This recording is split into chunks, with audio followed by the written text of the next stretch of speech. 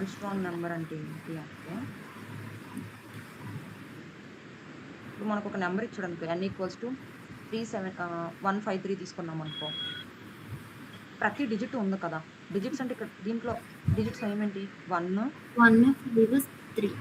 1 cube ఎంత? 1. 1 cube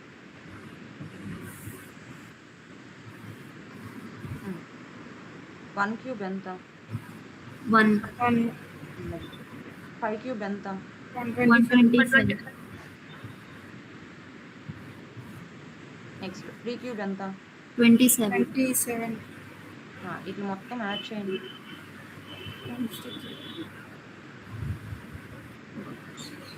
12, 13. 1. 1 + 2 + 2. 5. 5. 1. Okay. 153 వచ్చింది కదా ఈ సమ్. ఇప్పుడు ఈ సమ్ము, ఈ ఒరిజినల్ వాల్యూ 2 ఈక్వల్ అవుతున్నాయా? ఒరిజినల్ వాల్యూ ఇదే కదా! ఒరిజినల్ వాల్యూను వచ్చిన సమ్ము ఈక్వలా? ఈక్వల్. అలా అయితే, అలా వస్తే దాన్ని ఆమ్‌స్ట్రాంగ్ నంబర్ అంటాం. అంటే మనకు వచ్చే సమ్ము, మనకి ఒరిజినల్‌గా ఇచ్చిన వాల్యూ 2 ఈక్వల్ అయితే దీన్ని ఆమ్‌స్ట్రాంగ్ నంబర్ అంటాం. లేదు అంటే నాట్. మొన్న మీకు రివర్స్ నంబర్ చెప్పినప్పుడు చెప్పాను. ఇప్పుడు మనం రివర్స్ చేస్తున్నాం అనుకో. ఫర్ ఎగ్జాంపుల్ ఇక్కడ చూడండి. 153ని నేను రివర్స్ చేయాలనుకో. ఏం చేస్తాను ఫస్ట్? ఈ 3 వాల్యూస్ తీసేస్తాను. ఇక్కడ పెట్టుకుంటాను. తర్వాత ఈ 15లో తర్వాత 5ని తీస్తాను. ఇక్కడ పెట్టుకుంటాను. తర్వాత 1ని రిమూవ్ చేసేస్తాను. ఇక్కడ పెట్టుకుంటాను. ఫైనల్‌గా మనకి n వాల్యూ ఏమైపోద్ది? 0. 0 అయిపోయిన తర్వాత ఆపేస్తాం. While loop. అంతే కదా! ఇప్పుడు సేమ్ రివర్స్ నంబర్ ఎలా చేసామో సేమ్ ఇప్పుడు ఈ ప్రాబ్లమ్ కూడా అలాగే సాల్వ్ చేయొచ్చు అనుకోండి చూడండి. ఇప్పుడు 153 ఉంది నా దగ్గర. సేమ్ అదే లాజిక్‌లో వెళ్తాను. ఫస్ట్ 3ని తీస్తాను. 3ని రిమూవ్ చేస్తాను. దాన్ని తీసుకొచ్చి s అనే ఒక వేరియబుల్ తీసుకొని దాంట్లో 0 స్టోర్ చేస్తాను. 0 స్టోర్ చేసి ఈ 3ని క్యూబ్ చేసి ఇక్కడ యాడ్ చేస్తా. ఓకే. నెక్స్ట్ ఈ 15లో మళ్ళీ 5ని తీస్తాను. నెక్స్ట్ ఇటరేషన్‌లో 15లో నుంచి 5ని తీసి ఇక్కడ యాడ్ చేస్తాను 120. నెక్స్ట్ 1 ఉంటది. మళ్ళీ నెక్స్ట్ లూప్‌లో ఈ 1ని తీసేస్తాను. 1 క్యూబ్‌ని ఇక్కడ యాడ్ చేస్తాను. ఫైనల్‌గా నాకు ఏదైతే s వాల్యూ వచ్చిద్దో ఆ s వాల్యూని ఈ ఒరిజినల్ వాల్యూ 0 అయిపోతుంది కదా! n value. సో నేను సేఫ్ కేస్ కోసం ఏం చేస్తానంటే t అనే ఒక వేరియబుల్ తీసుకొని దాంట్లో nని స్టోర్ చేసుకుంటా. ఈ ప్రాసెస్ అంతా స్టార్ట్ చేయక ముందలే ఇక్కడ స్టోర్ చేసేసుకుంటా. ఇప్పుడు నేనేం చేస్తాను లాస్ట్‌లో ఈ సమ్ము, t 2 ఈక్వలా కాదా అని చెప్పి చెక్ చేస్తా. ఎయిదర్ ఇఫ్‌లో అయినా లేకపోతే డైరెక్ట్‌గా రిటర్న్ అన్నా పెడతా. చెక్ చేస్తాను. డైరెక్ట్‌గా రిటర్న్ పెట్టి s = t. In case s అన్నది tతో ఈక్వల్ అయిందనుకో ట్రూ అన్నది అవుతది. In case s not equals to t అయితే ఫాల్స్ వెళ్తది. మనం ఇఫ్ ఎల్స్ పెట్టుకోకుండా. ఇప్పుడు ఒకసారి కోడ్ రాస్తాను. కోడ్ రాసి మళ్ళీ ట్రేస్ చేస్తా చూడండి. నేనే ఫస్ట్ n వాల్యూ తీసుకుంటాను. n = 151.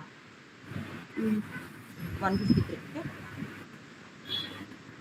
సో ఫస్ట్ tలో స్టోర్ చేసేసుకుంటున్నాను వాల్యూ చేంజ్ అవ్వకముందే. నెక్స్ట్ సమ్ అనే వాల్యూ తీసుకుంటున్నాను. సమ్ అనే వేరియబుల్ తీసుకొని ఇప్పుడు n > 0 ఇప్పుడు ఏం చేస్తాను ఫస్ట్ డిజిట్ అన్నది తీసుకుంటున్నాను. డిజిట్ d = సమ్ నమ్ ఉంది కదా! n వాల్యూ ఉంది కదా! n వాల్యూని 10తో divide. Okay. Sum = sum plus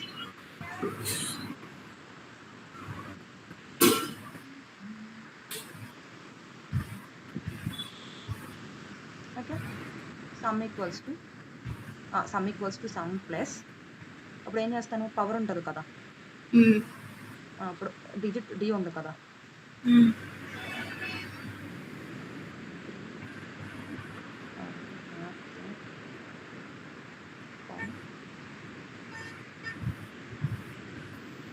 okay.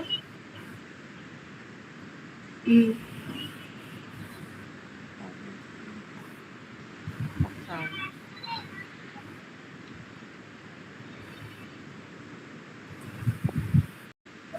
లో అయితే సరే జావాలో అయితే ఈ మ్యాథ్ అన్నది లైబ్రరీ. ఓకే. దీంట్లో చాలా ఫంక్షన్స్ ఉంటాయి. మినిమమ్ వాల్యూ కావాలంటే మిన్ అని చెప్పి, మాక్సిమం వాల్యూ కావాలంటే మాక్స్ అని చెప్పి, అలా ఒక పవర్ కావాలి అంటే మనం పవ్ అంటాం. హ్మ్. నెక్స్ట్ ఇదొచ్చిద్ది. ఇదొచ్చిన తర్వాత నెక్స్ట్ ఏం చేస్తాం? ఇప్పుడు ఇక్కడ ఏదైతే ఏదైతే రిమైండర్ వచ్చిందో ఆ నంబర్‌ని మనం ఒరిజినల్ ఎన్ వాల్యూలోంచి తీసేయాలి కదా! n/10. ఏయ్! ఇప్పుడు 153లో 3 ఎళ్ళిపోయిందనుకో నాకు 15 కావాలి కదా! 15 కావాలంటే 10తో డివైడ్ చేస్తే కోఎఫిషియంట్ వచ్చిద్ది కదా! హ్మ్. ఇప్పుడు ఇప్పుడేం చేస్తానంటే నేను లాస్ట్‌కి system dot out dot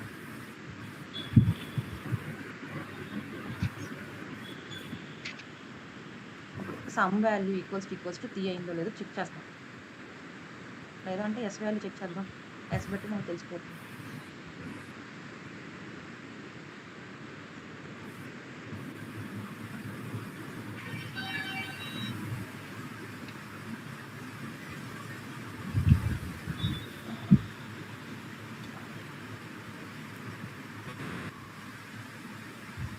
some కదా!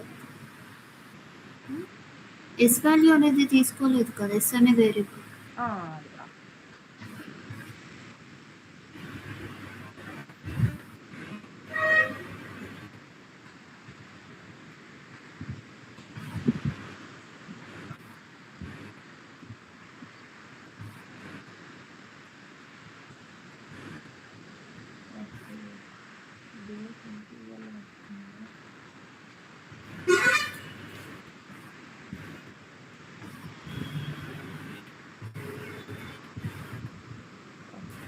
ఇక్కడ ఏమొస్తుంది అంటే డబుల్ వస్తుంది కదా! అంటే పవర్ అన్నది ఇది by default math dot pow అనేది ఏం రిటర్న్ చేస్తది అంటే, ఇప్పుడు ఫర్ ఎగ్జాంపుల్ మనం 5 ఉందనుకో, 5 క్యూబ్ అన్నామనుకో ఏమొస్తది మనకు నార్మల్‌గా? 125. 125 వస్తది కదా! జావాలో మ్యాథ్ డాట్ పవ్ అన్నది డిఫాల్ట్‌గా ఇలా ఇలా వస్తది. ఇది రిటర్న్ చేస్తది. కానీ మనకిక్కడ సమ్ ఏంటిది? ఇంటిజర్ టైప్ కదా! ఇంట్. సో, అందుకు ఈ ఎర్రర్ అన్నది వస్తుంది. అందుకు డబుల్ అన్నది ఇంట్లో స్టోర్ చేయలేము అని చెప్పి వస్తుంది. సో, ఏం చేస్తానంటే నేను టైప్ కాస్ట్ చేస్తాను. టైప్ కాస్ట్ అంటే వచ్చిన ఇంటూ. వాల్యూని ఇంట్లోకి కన్వర్ట్ చేసుకుంటున్నాను. ఓకే. ఇప్పుడు ఇక్కడ ఏదైతే రిజల్ట్ వచ్చిద్దో అది ఇంటిజర్ టైప్‌లోకి రమ్మని. అంటే ఇంటిజర్ టైప్‌లోకి కన్వర్ట్ అవ్వాలి. హ్మ్. లేదు అంటే ఇక్కడ ఒక వాల్యూ తీసుకున్నా పోనీ రిజల్ట్ ఈక్వల్స్ టు అని చెప్పి ఇంట్ తీసుకొని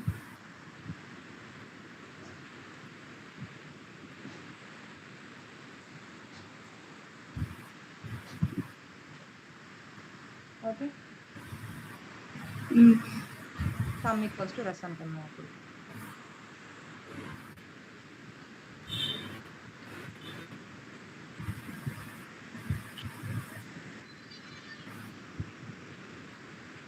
ఓకేనా అప్పుడు? హ్మ్.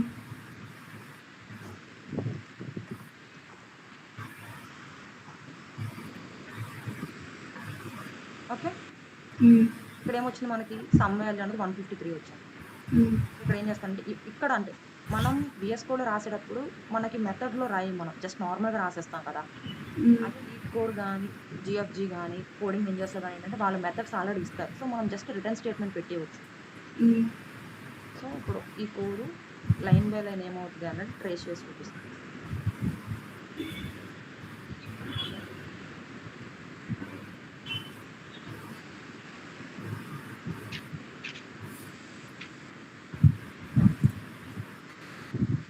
ఫస్ట్ టీ అనే వేరియబుల్‌లో ఏం స్టోర్ చేస్తాను? 153 స్టోర్ చేస్తాను. ఓకే. ఓకే. నెక్స్ట్ సమ్ అనే వేరియబుల్‌లో ఎస్ అనే ఒక వేరియబుల్‌లో 0 ఉంది. ఇప్పుడు డి. నెక్స్ట్ 153 అన్నది గ్రేటర్ థాన్ 0నా? ట్రూ. ట్రూ అక్క. ఇది ట్రూ కాబట్టి ఈ 4 లైన్స్ నెక్స్ట్ ఇప్పుడు డిలో డి 153ని మీరు 10తో డివైడ్ చేసినప్పుడు రిమైండర్ ఏమొచ్చిద్ది? 3 వచ్చింది. 3 వచ్చింది. 3. చెవులో ఏమొచ్చిద్ది? అంటే మీన్స్ కోఎఫిషియంట్ ఏమొచ్చిద్ది ఇక్కడ 153 15. 15. ఇక్కడ 15 వచ్చిద్ది కదా! ఇక్కడేమో 3 వస్తది. నెక్స్ట్ 3 క్యూబ్ ఎంత? ఆర్ఎస్లో ఉండేది 27. 27. 27. ఎస్లో ఎంత ఉంది 0. 0 ప్లస్ 27 27. 27. ఫైనల్గా ఎస్లో వచ్చిన వాల్యూ 27. ఓకే, ఇది ఫస్ట్ ఇటరేషన్. ఓకే, ఇప్పుడు ఎన్ వాల్యూ ఎంత 15. సెకండ్ ఇటరేషన్ స్టార్ట్ చేస్తాం. 15 గ్రేటర్ దెన్ 0నా? True. True. Next D value ఎంత 5. 5. 5. నెక్స్ట్ రిజల్ట్ వాల్యూ ఎంత 5 124. 124. 125. 125 తీసుకు ఎస్ వాల్యూ ఎంత This value 27. 27 plus 125. 25. ఎంత చెప్పండి. 152. 152. So S value 150. 152. ఇప్పుడు నెక్స్ట్ ఇప్పుడు ఎన్ వాల్యూ ఎంత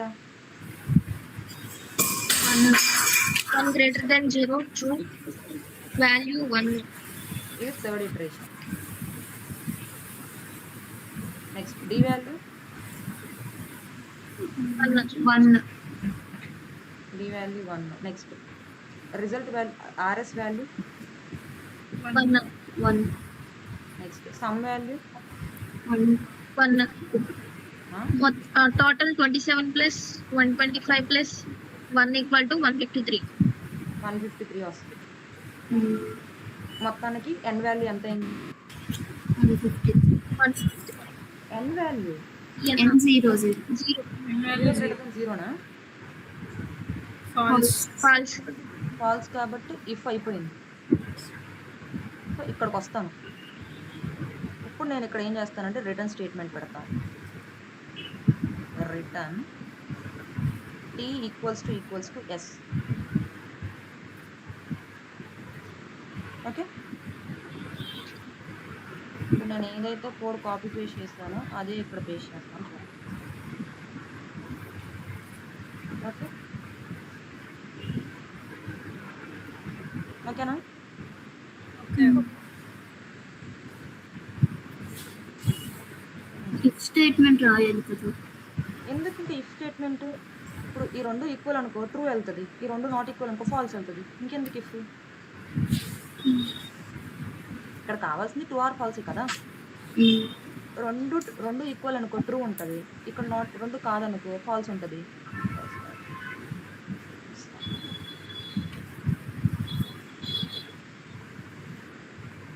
ఓకే,